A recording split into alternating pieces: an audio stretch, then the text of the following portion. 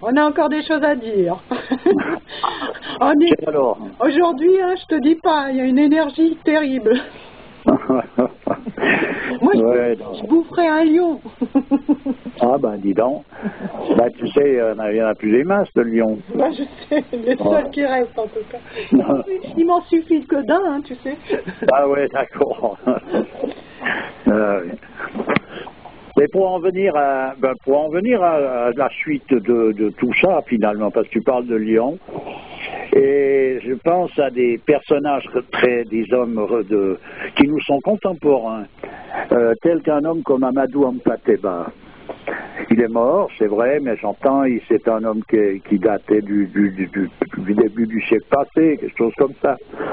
Donc, dans les années 50, 60, il était de toute façon bien présent. Ouais. Tu vois, en 68, vous pouvez avoir affaire à lui, je crois encore. Je n'ai plus la date de sa mort, je ne m'en rappelle plus. Mais je pense. Tu veux que je regarde en vitesse? Regarde, s'il te plaît. Attends 2 secondes. Il est mort en 91 à Abidjan, il est né en 1900. Voilà. Bon, ben bien, rapide. J'en étais resté, je ne sais plus la date. Amadou Hampâté-Bâ. Oui, justement, je veux dire, en 68, c'est la révolution de 68, où tout le monde a l'impression que c'est devenu, on disait avant Jésus-Christ, à présent on peut dire avant ou après 68. D'ailleurs, on le dit. Voilà, ça se dit. Donc, voilà. Post-68 heures. Voilà, c'est ça. Eh bien, Amadou Hampâté-Bâ, il était bien vivant, puisqu'il est décédé en 91, tu m'as dit. Oui. Donc il était bien vivant, et voilà un bonhomme qui apprenait la vie en somme aux enfants. Par exemple, partait à la chasse avec un enfant, puisqu'ils sont dans un pays, dans un lieu, dans une région où la chasse fait partie de la manière d'être de ces gens-là depuis loin dans le temps. Ils n'ont pas été obligés à ça, ça fait partie d'une possibilité qui est là. Et voilà des gens, comment est-ce qu'ils vivent? Mais comment est-ce qu'ils vivent? Pas selon une imagination occidentale, qu'est-ce qu'ils vivent véritablement, tu vois, je veux dire. Alors tu vois un homme comme Hampâté-Bâ qui va apprendre aux enfants à chasser. À un moment donné, il tue une gazelle. Donc après, il faut la rentrer à pied pour se débrouiller. Puis il y a le lion qui est là. Alors le lion se met à rugir. L'enfant, il a peur. Et Hampâté-Bâ lui dit, laisse-le rugir. Le lion, il rugit, tu as vu, c'est puissant, tu vois. Il va lui expliquer ce qu'est le lion, ce qu'il représente, bon.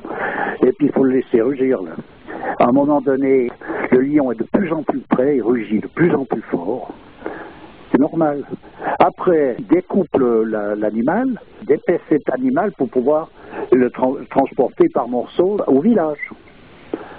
Et il ramasse tout ça, mais Hampâté-Bâ, il explique bien à l'enfant, ne jamais oublier la part du lion.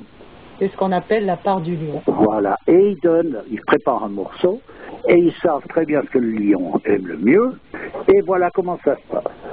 Tout le monde y trouve son compte. Tout le monde y trouve son compte. Alors si les animaux arrivent à être dans un état de désespoir, cela commence à faire bizarre. Mais c'est pas une impossibilité. C'est-à-dire, tu penses que l'homme a conduit l'animal à être dans un état de désespoir aussi? Bien sûr.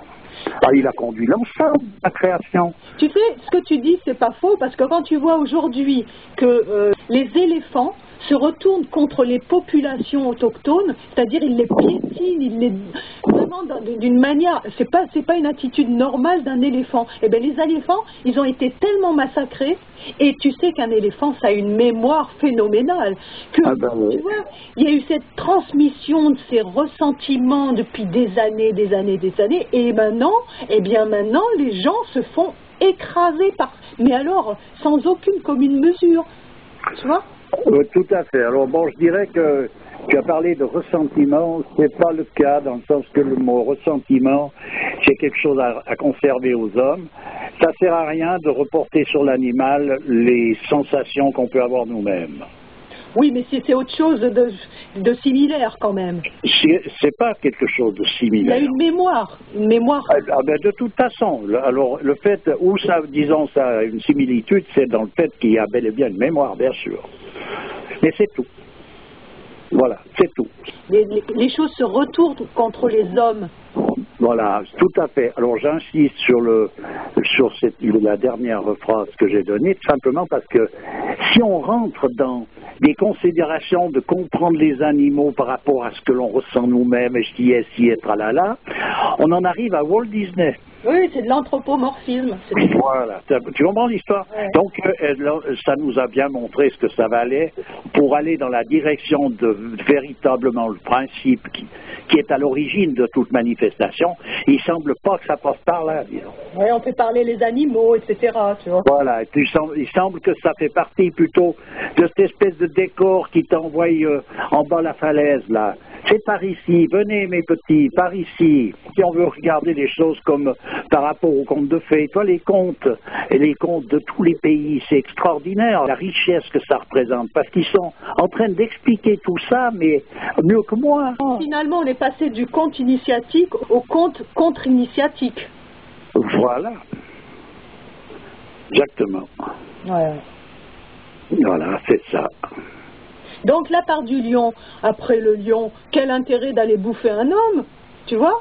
Il est tranquille, il a une confiance, enfin disons, puisqu'on ne peut pas faire d'anthropomorphisme et que les animaux n'ont pas les sentiments des hommes, mais j'imagine que l'animal voit l'homme pas comme un ennemi. Alors je vais te dire dans les conditions, je dirais normales, parce que la condition idéale dans ce cas-là, c'est ce qui est normal. Mais oui. On peut revoir ça chez un homme comme Ramdas, par exemple, pour parler des contemporains. Ouais. Un homme comme Ramdas, il est parti avec un mantra et qui répétait, et en réalité, donc il voyait Dieu partout. Alors, en l'occurrence, un personnage comme ça, il a passé par des tribulations possibles, où il reconnaît toujours Ram, et à un moment donné, il doit aller dans la grotte des tigres, mais des tigres sauvages. Oui, oui. Dans son pèlerinage, le pèlerinage de Ramdas. C'est bien marqué le titre du bouquin. Dans son pèlerinage, il y a grotte des tigres.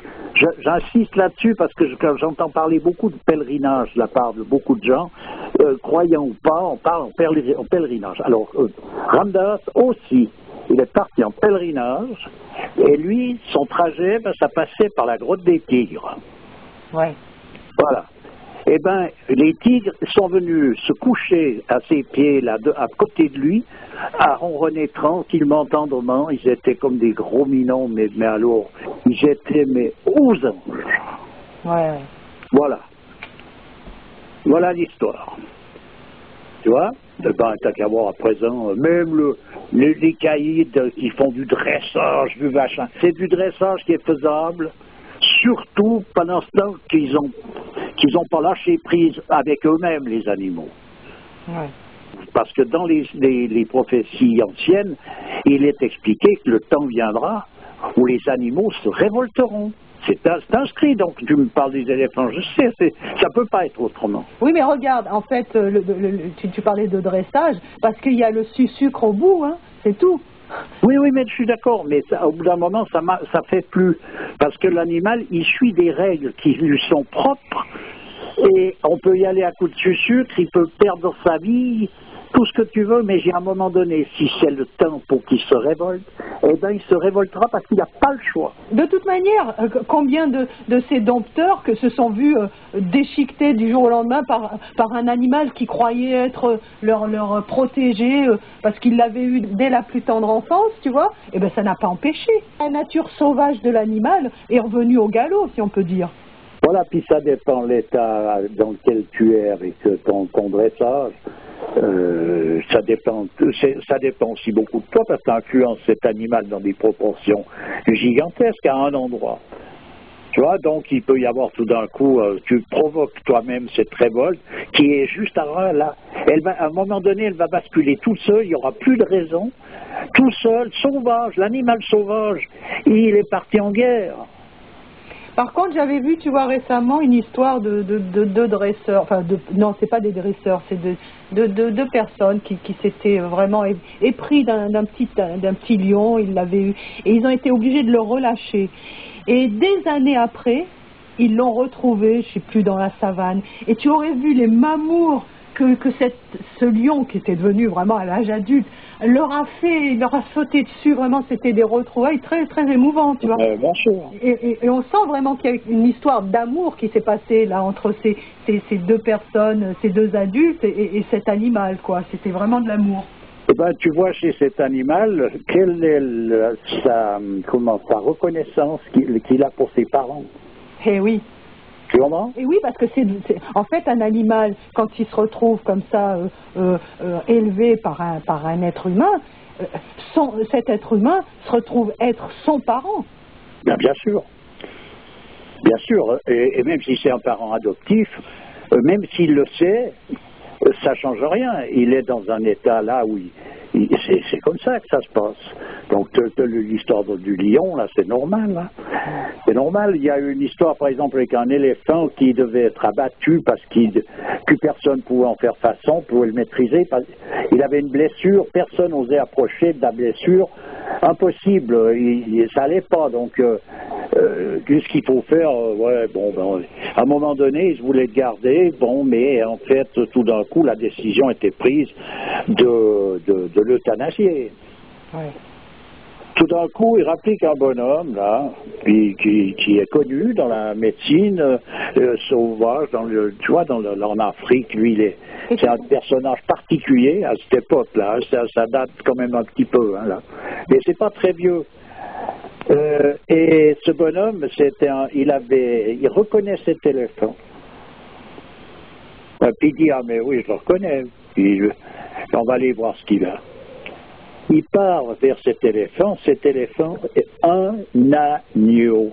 Il s'est fait soigner, il dit, mets la patte ici, mets la pas là, je veux dire, il n'y a pas eu un problème. Ouais. Et le médecin, quand on lui a demandé quelque chose, il a dit, mais je le reconnais, vous comprenez, je l'ai déjà soigné, cet éléphant, il y a 28 ans, ou il y a 30 ans. Voilà. Donc j'ai déjà eu affaire à lui. À partir de là, terminus, tu vois, l'histoire. Ouais. Tu vois, simplement, tu vois, l'histoire de la mémoire. Alors, si tu dis qu'en ce moment, ils sont en train de piétiner les populations, tu vois de quel genre de mémoire, qu'est-ce qui est en train de jaillir de la mémoire à présent?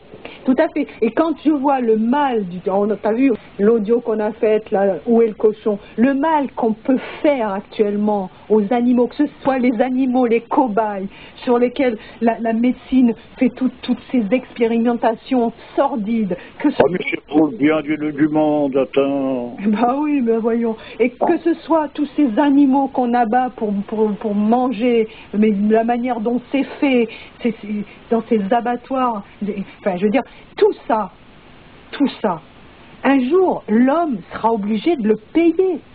Et c'est pas pour rien que c'est devenu obligatoire. Tu peux plus, mais tu vois, il y a plus une période pour en revenir à des choses qui restent dans le barbarisme, mais où par exemple, un musulman, lui, veut pas aller acheter de la viande dans une boucherie, il sait pas, lui, puisqu'il doit, c'est lui qui doit avoir affaire directe à cet animal, ou alors il faut que ce soit quelqu'un avec lequel il est dans une confiance totale. Donc lui, il achète les animaux vivants, puis il les tue avec son rite, sa façon. C'est interdit. C'est interdit. Tu dois aller aux abattoirs municipaux, régionaux. Tu peux pas faire ça chez toi. Tu peux pas abattre des animaux chez toi. Parce qu'il y a tout un côté folklorique qui gêne dans un pays où, c'est pas des pratiques, et puis on peut comprendre aussi, d'une certaine manière. Oui, mais on peut comprendre, mais ça veut dire qu'on comprend jusqu'à la hauteur de la pointe de son nez, mais encore un petit peu en retrait. Oui, mais je suis d'accord. À partir, si on commence à ouvrir les yeux, on voit bien où est le désastre. On voit bien où est le désastre. Ouais. C'est qu'à un moment donné, tu pourras même plus avoir droit, pour un croyant, à pouvoir manger un morceau de viande avec la garantie que c'est dans les clous, avec les ordonnances de la tradition. J'avais fait une fois une audio là-dessus. La viande halal actuellement, il y a peut-être 5% de la viande qui est vraiment halal. Et encore, c'est de la viande qui est maltraitée. Alors, se dire... Ben voilà, c'est ça. Donc, c'est ça. Donc, tu vois à quelle phase on est dans les lois, les règles traditionnelles. Où il faut faire ça, il ne faut pas faire ça. Il y en a quelques-unes, tu t'y tiens, et puis tout va bien. Il n'y en a pas 100 000 comme les lois dans le monde occidental, dans le monde, je veux dire, laïque. Je ne sais pas si un juriste ou quelqu'un comme ça est capable de me dire combien il y en a. Eh bien, on n'arrive pas à maintenir l'équilibre. Plus on en met des lois, plus il faut en réinventer, mais de toute façon, on ne s'en sort pas. Alors que dans les règles traditionnelles, tu vois, j'en reviendrai aux 10 commandements qu'on a été obligé d'apprendre à l'école, donc je m'en souviens. Donc il y avait 10 commandements. Il n'y avait pas 100 000 lois avec 36 millions de tordus qui sont capables de passer par-dessus la loi parce qu'ils l'ont tellement bien étudié. Là, il y avait 10 règles à tenir. Si tu t'en tiens là, tout va bien. Eh ben non. C'est vrai que maintenant c'est les 1001 lois, quoi. C'est une loi en cache une autre. C'est ça. Et puis donc, on nomme, pour en revenir au système démocratique, parce qu'à un moment donné, il faut comprendre aussi l'histoire. La population va voter pour un personnage qu'on lui impose, parce que c'est pas vrai que tu peux, oui tu peux, c'est vrai dans le fond, c'est vrai que tu peux partir d'où tu veux, arriver là-bas, mais ça veut dire que tu as cette mentalité qui te permet de passer par tous les méandres par lesquels il faut passer pour arriver là. Eh bien, je peux te dire un truc, c'est le parcours du combattant dans l'autre sens, c'est-à-dire c'est pas le pèlerinage de Ramdas, c'est le contre-pèlerinage. Ah oui, là. Voilà ce que c'est. C'est un contre-pèlerinage. Donc, si tu aboutis au bout, c'est que tu vois, tu as quand même gagné tes galons. Ouais. Bon, tu comprends? J'espère qu'on va pas se la faire sucrer, celle-là, parce que là, on a tapé fort sur le... Ah, mais attends, moi je tape sur personne, parce que moi, je te dis, moi, j'ai rien après le président de la République, par exemple, d'aucun pays. Attends, moi, d'ailleurs, j'aimerais pas être à sa place, hein. Franchement pas. Alors après, si on voit briller uniquement la paix qui touche, bon, je veux bien. C'est vrai que quand je regarde ce que moi je gagne, je peux me dire qu'il y a quelque chose, il y a un déséquilibre.